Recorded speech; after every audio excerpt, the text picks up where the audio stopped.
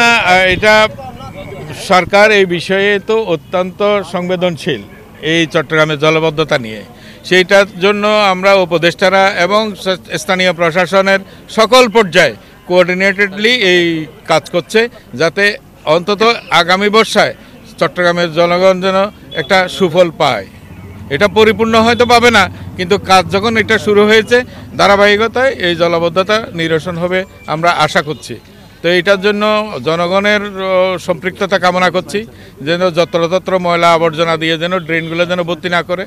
এই ক্ষেত্রে জনগণ এবং প্রশাসন এবং সরকার সবাই যদি আমরা কনসার্ন হই চট্টগ্রামের, আমরা আশা করছি এই জলাবদ্ধতা থেকে আমরা নিষ্কৃতি পাবো। সঠিক প্যাড আর সঠিক তথ্য দিয়ে এসব সামলে নিব এক হয়ে।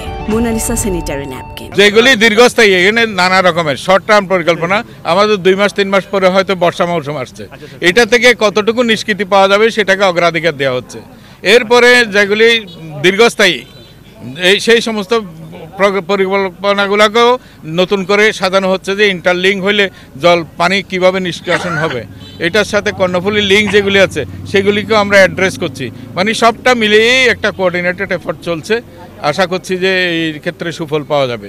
তো আশু যেটা সেটার থেকে করণীয় যেটা, সেই সমস্ত খালগুলার এই অ্যাপ্রোচ ক্লিন করে দেয়া, খালগুলার ভিতরে সিলটেশন হয়েছে এগুলি তুলে ফেলা, যাতে নতুন করে সিলটেশন না হয় তার ব্যবস্থা করা, এগুলি আমরা মনে করছি যে আশু প্রয়োজন, খুব দ্রুত প্রয়োজন।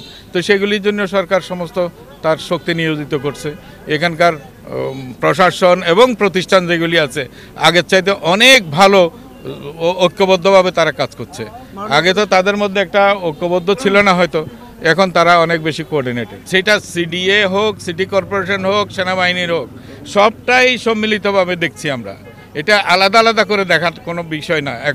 এখন আমাদের চোখে দেখার বিষয় হচ্ছে জনগণ কত দ্রুত জলাবদ্ধতা থেকে নিষ্কৃতি পাবে, সেটাই হচ্ছে মুখ্য উদ্দেশ্য।